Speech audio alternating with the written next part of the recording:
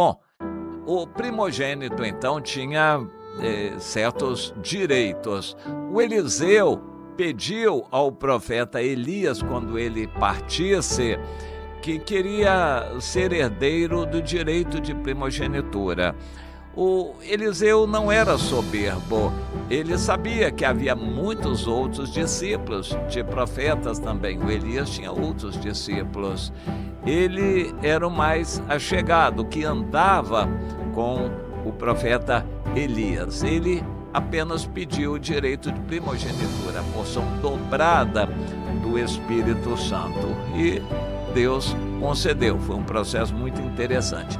Em geral, a Bíblia exalta aqueles que valorizam a bênção, aqueles que valorizam esse direito de primogenitura, principalmente a bênção.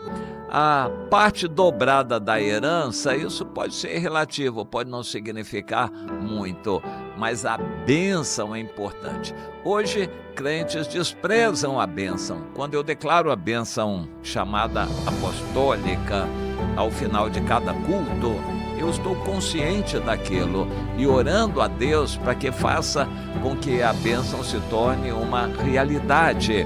E eu tenho observado aquelas pessoas que valorizam a bênção, que têm temor a Deus e que recebem a bênção que eu declaro, essas pessoas são abençoadas. E outros que não valorizam, que desprezam essa bênção, eles não vão muito bem para frente na vida espiritual. Isso faz muita diferença, valorizar a bênção.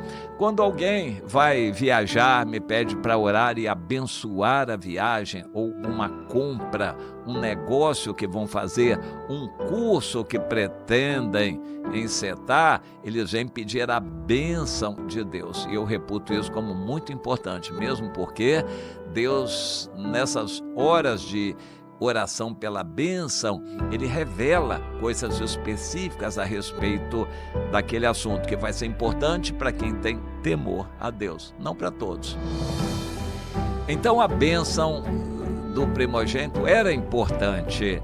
E em 1 Crônicas, é um livro muito interessante, o nome já diz, são crônicas, registros.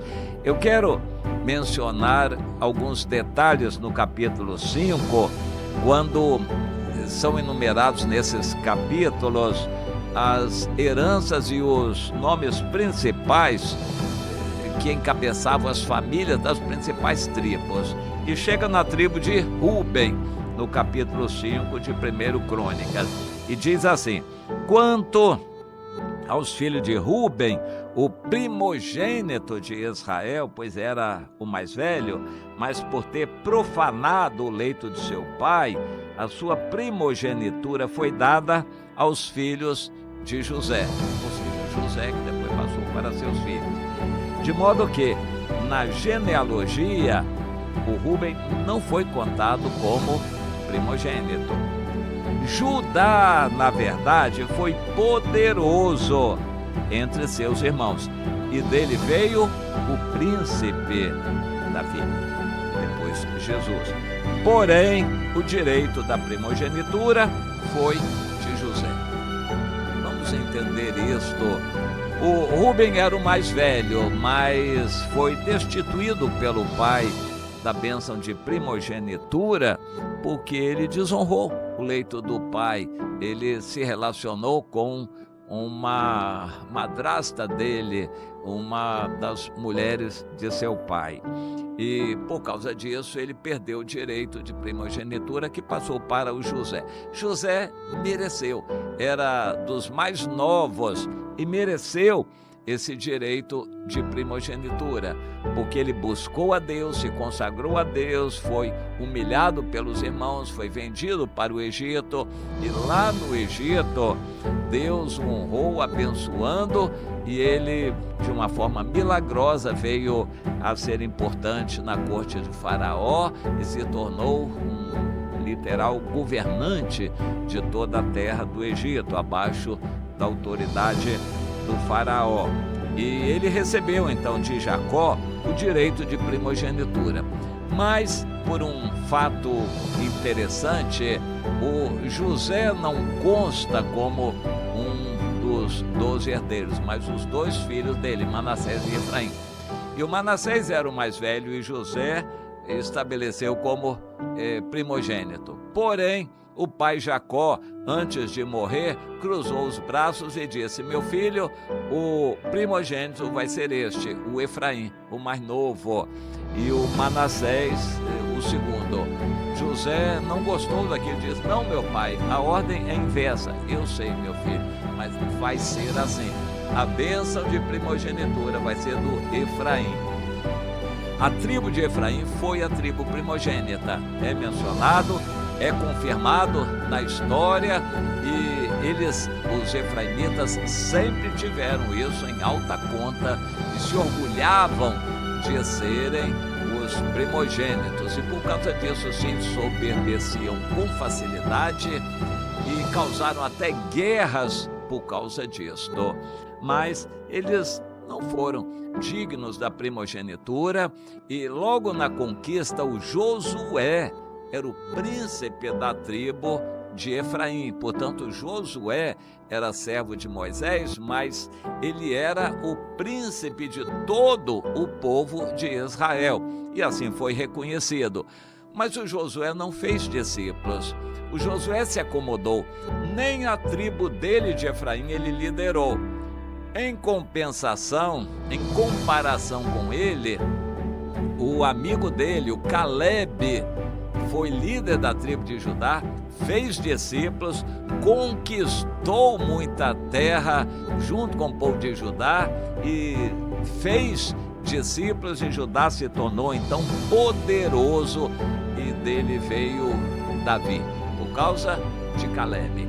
Mas a tribo de Efraim nunca se conformou, dividiu o país e eles ficaram como líderes do Reino do Norte. Samaria ficou na região de Efraim, foi a capital do Reino do Norte, e por fim eles se enveredaram pelo caminho do pecado e Deus os destruiu por completo.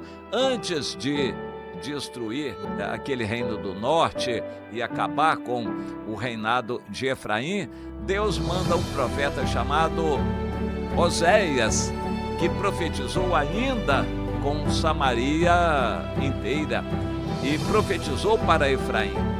Deus menciona Israel no livro de Oséias como Efraim, que era a tribo líder, a tribo primogênita do Reino do Norte. Mas no sul, Judá continuou sendo Judá.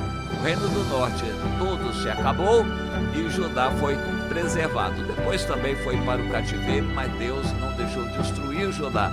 Preservou uma minoria, da qual viria o retorno do cativeiro, o remanescente, de onde nasceria Jesus. Então, Judá foi poderoso, recebeu a bênção de Deus, mas a primogenitura foi de Efraim, que só fez bobagem com aquilo. Lições que ficam para nós. Crentes têm privilégios ao receberem a mensagem do Evangelho, serem escolhidos para líderes, pastores, mas alguns não dão um bom exemplo, perdem esse direito de primogenitura, se afastam, fazem vergonha no Evangelho e vão arcar com as consequências disto. A consequência para Efraim foi muito dura, simplesmente se acabou aquela herança de Efraim, mas Judá permaneceu. Deus quer que aprendamos essas lições.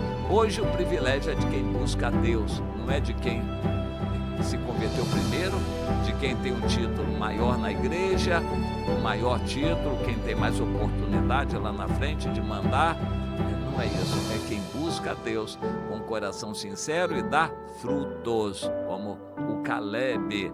Isso é o que agrada a Deus. Ninguém pense que alguém vai ter direitos adquiridos diante de Deus. Meu irmão, se você não se humilhar e não servir a Deus e não produzir frutos, você não vai ter nada de Deus. Não vai ter alegação nenhuma. Não, porque eu sou da igreja, eu tenho título, porque eu fui escolhido, eu tenho 30 anos de igreja. Isso não vai adiantar nada, meu irmão, se você não tiver frutos e a humildade para ser um servo dos irmãos. Procure entender isto. Se Deus tirou aquele direito todo de Israel e hoje nos deu a igreja, o apóstolo Paulo nos lembra em Romanos, capítulo 11, que esse direito vai também ser tirado de nós. Romanos 11, 22. Considerai a bondade, mas também a severidade de Deus. Deus foi severo com Israel para que nós hoje, gentios, tivéssemos a oportunidade, mas não se ensoberbeça. Deus vai replantar o remanescente de Israel de novo. E você que é gentio, que se converteu, vai se perder, se não produzir frutos, porque Deus vai restaurar de novo Israel na volta de Jesus, ao final da grande tribulação. Mas você, se não andar com o Senhor produzindo frutos, nem vai ser arrebatado e vai para o juízo final. Então, a oportunidade que você tem é hoje. Aproveite, não se ensoberbeça. Nenhum de nós tem direito adquirido nenhum. Se você não se humilhar e se tornar servo dos irmãos, para servir, ganhar almas, orar, buscar, fazer a obra de Deus, você se acomodar pensando que tem direito adquirido, estará igual a tribo de Rúben e Efraim.